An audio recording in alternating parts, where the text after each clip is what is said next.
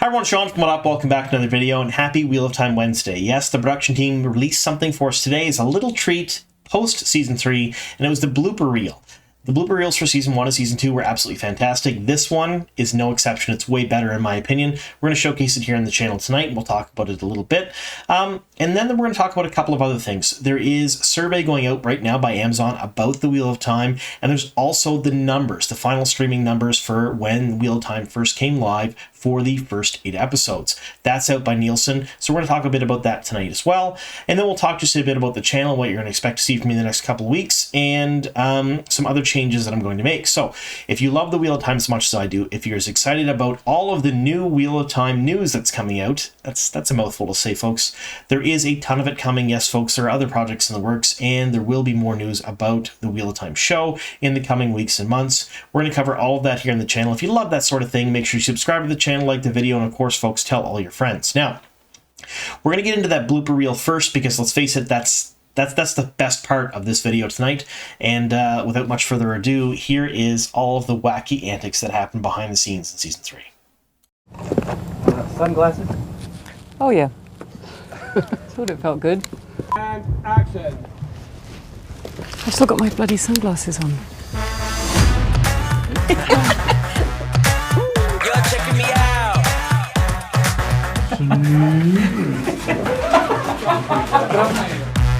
Take one coming at you.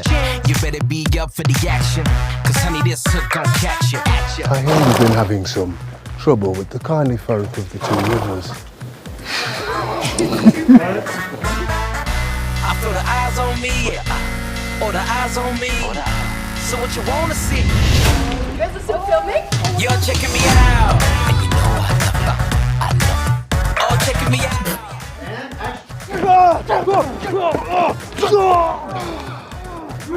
Bless you. You're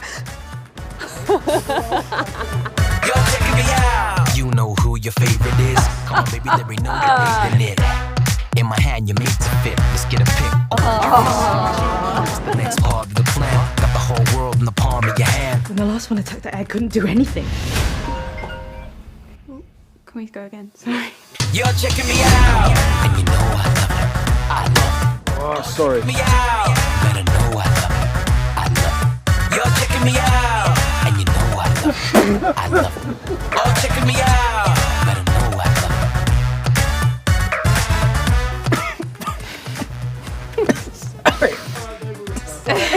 it. You have betrayed us all. And now, right here today, you will be tried, stilled, and... Sorry, I'm just looking at this little sack. You have betrayed us all. And now, right here today, you will be tried, stilled. Sorry, I did it wrong, didn't I? Sorry, I did it wrong again. It's my fault. The speed was fine, my acting was shit. It's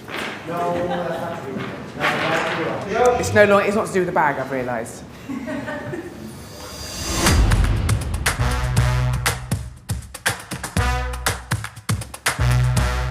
For fuck's sake, you're so sorry. There's something on me. I'm so sorry.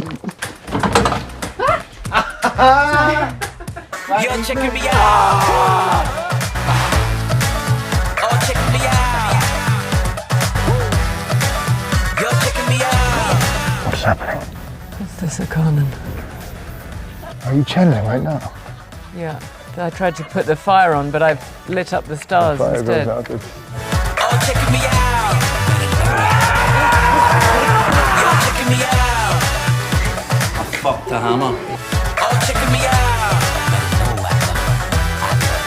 You're checking me out.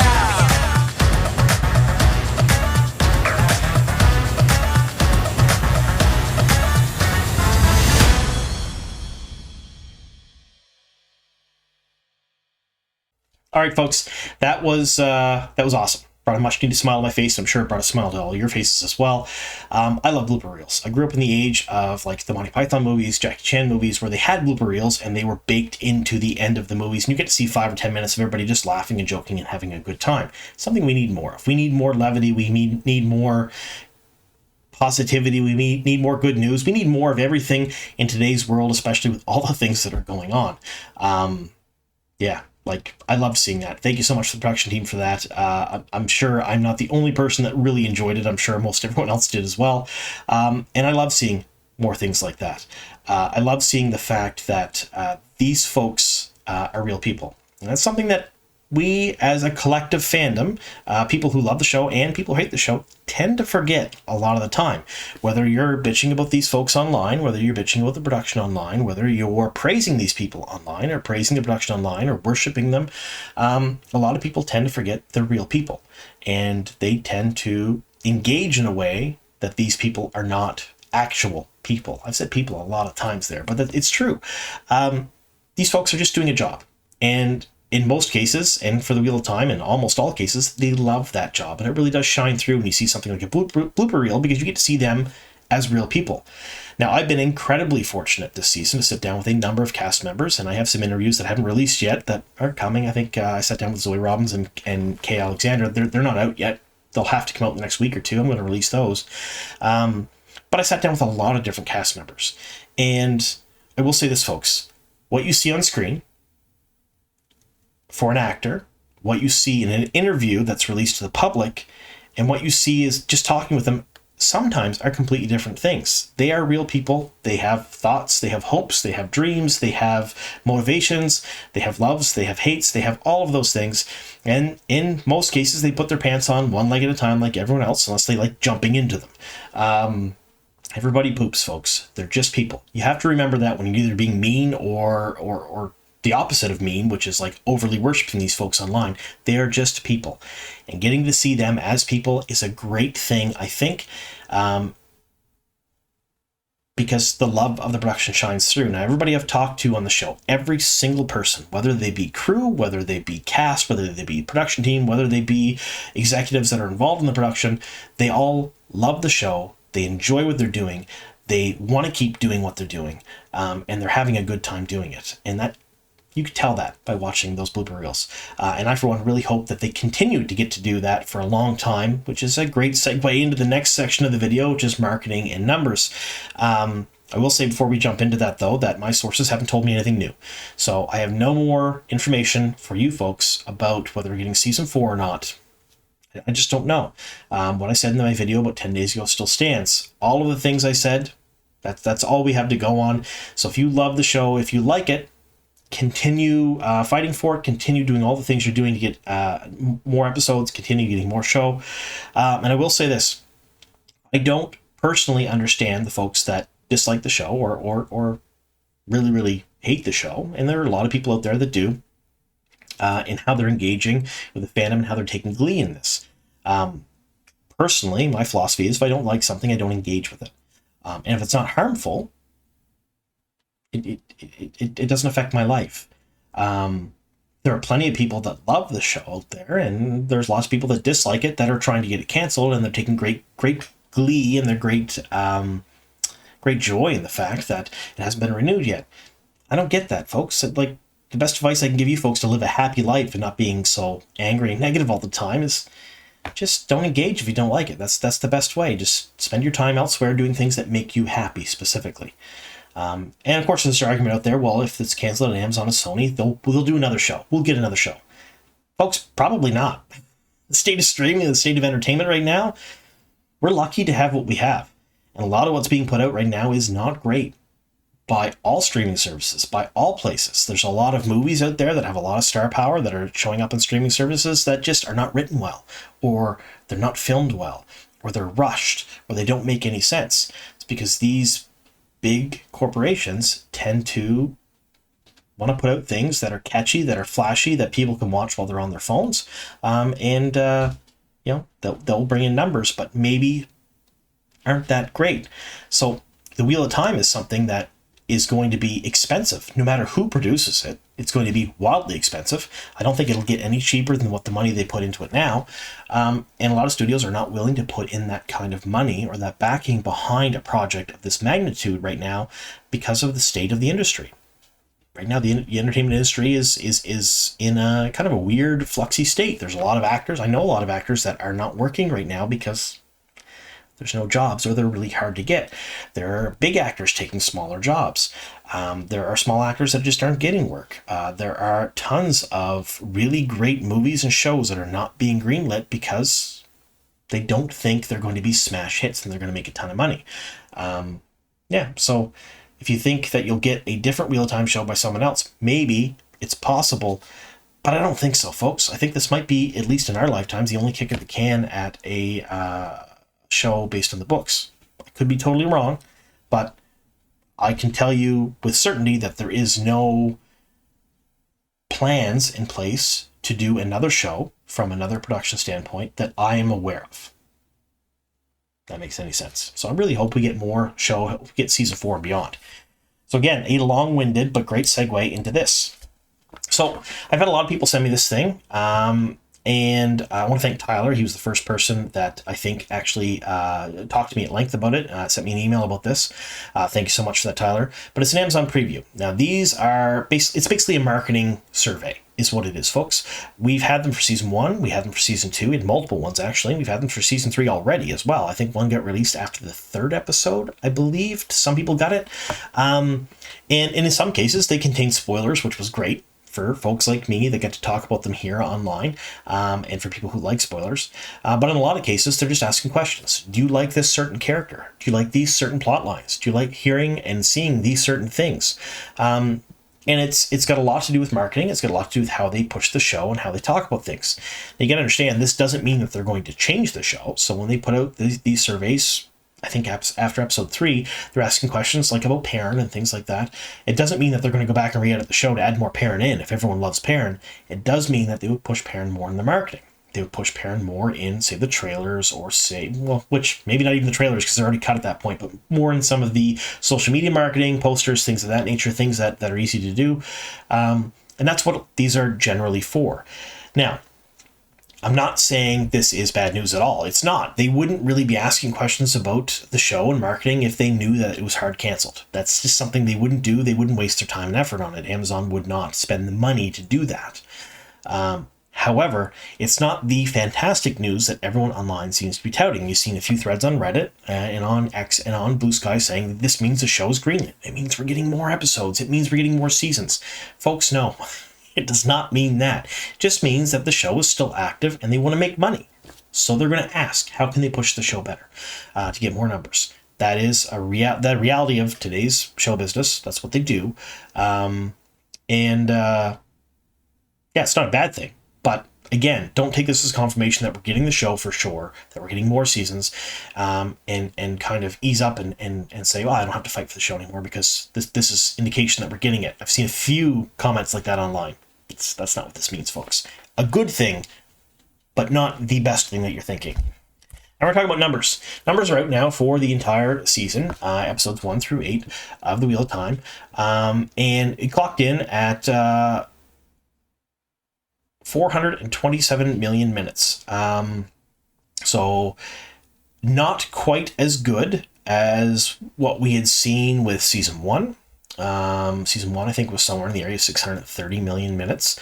Better than season 2. Season 2 was slightly less, I think, than this, but still good. Now, I've seen people say, well, this didn't do better numbers than season 1. It didn't do huge numbers. It wasn't breaking records or anything like that, so it's not a good thing. Folks, I want you to take a look at this list. Yes, this is Nielsen. I want to say that. Well, let's get this all at the table here. It's Nielsen. I don't particularly like Nielsen numbers because they do not capture the worldview. They really don't. And they're kind of not great at capturing even specific views within the US and whatnot, because not every household is a Nielsen household. Only some are. You have to opt into this stuff. You have to actually do it. But they are a very good indication of the temperature of a show. Historically, it's been proven that whatever Nielsen says is maybe not 100% accurate, but it's close to or near what you can expect to see from the rest of the world. Some cases, it's not quite 100% accurate, but we don't know that for sure because Amazon, Sony, Crave, Hulu, Tubi, Disney, Netflix, they don't release their internal numbers to anybody. That's proprietary and they don't tell anyone. But I can tell you that huge, huge audiences within a number of countries around the world that are not Nielsen countries, have the show at number 1 or number 2 for weeks and weeks and weeks and weeks. Yes, it was number 1 and number 2 in the US as well for a while, but there are countries that are far bigger with a far greater population than the US that are far bigger markets for Amazon that this was also 1 and 2. So again, we'll get that out of the way as a caveat. Nielsen is great to look at. It's great to talk about, but it is not perfect. We'll say that. This does not mean you're capturing every single person who watched it in the world. You're not capturing every single market. You're not capturing anything else. But it is a good way to look at the temperature of a show. And if you look at this list, there are only 2 Prime Video shows on this list. Just 2. The Wheel of Time and Reacher. These are the top 10 original series for that time frame. The Wheel of Time beat Reacher by 27 million minutes. Reacher is filming right now its next season. They've already been renewed. Now, Reacher was a smash hit. It was huge. A lot of people loved Reacher. I, for one, watched it and enjoyed it. Didn't like it as much as The Wheel of Time, of course. But The Wheel of Time did better. So the only 2 Prime Video originals that are on this list, Wheel of Time is number 1 out of the 2 of them. That is what we should be taking away from this. Wheel of Time did better than Reacher. That's a great thing. That is a feather in the cap of the Wheel of Time. And something else I want to mention about this too is there are tons of great shows out there that didn't make this top 10 original series list, but are profitable. They make money. They get subscriptions. They have good viewership for Prime, for Netflix, for Hulu, for HBO, for Max, for whoever makes them. In today's world, everyone is obsessed with being the best. You have to be the best show. You have to be in the top 3, the top 5. You have to be in the top 10. You have to be you break records. You have to be the talk of the town, the next big thing. Folks, television and movies were not always that way, and they're really not that way now, or at least they shouldn't be. You can be profitable and good without being the best. And there are plenty of shows out there that are not on this list that are amazing shows that will get renewed, that will do further because they do well. That's the best way to put it. But again, we could brag a little bit here. Wheel of Time is above Reacher. Sorry, Reacher. We'll say that. All right. So again, no new information on whether they're getting a new show or not, or getting a new season. I'm hopeful. I am very hopeful we'll get a season 4. I'm very hopeful we'll get a season 5. I'm very hopeful we'll get a season 6. That is a great segue into what you're going to be seeing here from the channel. So in the next couple of weeks, you're going to see a few things. I have to finish my episode breakdown for episode 7 and 8 of season 3. That's going to happen. You're going to get those in the next couple of days. Probably you'll have them both out by Monday, likely. I have an interview with Kay Alexander and an interview with Zoe Robbins. I'm going to cut them both into one video. You'll get that together. Neither interview was long enough, I don't think, to warrant a video on its own, so I'll add them together. There were some technical difficulties with Kay's interview that got cut off a little short, so I'll add them together in one video. We'll talk about it a bit and release it here. And then I'm going to do a what if video. This what if video is something that I think that is going to be pretty important to a lot of people out there. What if we get the show renewed? What if we get more seasons? What if we get more episodes? In that video, I'm going to talk about what's likely. What is the likely deal that we will see? Doesn't mean that it is the deal we will see, but what I think, what my opinion is, and what the likely deal is, and what the major points are in the books they have to hit within that amount of time, that amount of episodes they give us, and how they're going to structure it. I'm going to go through episode by episode. I'll likely do, it'll be a long video, folks, probably 45 minutes to an hour, but I will do all of it from now till the end, how I would structure the Wheel of Time based on a deal that I think they're going to get. That's going to be a pretty hefty video, and it's going to be one that's going to take some work, but you'll get that in the next week or two. Something else I want to mention to you folks. I'm doing a reread of the Wheel of Time. It's going to happen. I've already started. I'm not going to lie to you folks. But as I finish books and have time to do so, I'm going to do recap videos for each individual books. I'll start with The Eye of the World, do a recap video for The Eye of the World. I'll basically do a refresher. What happened in The Eye of the World? What were the major plot lines, major story things that happened?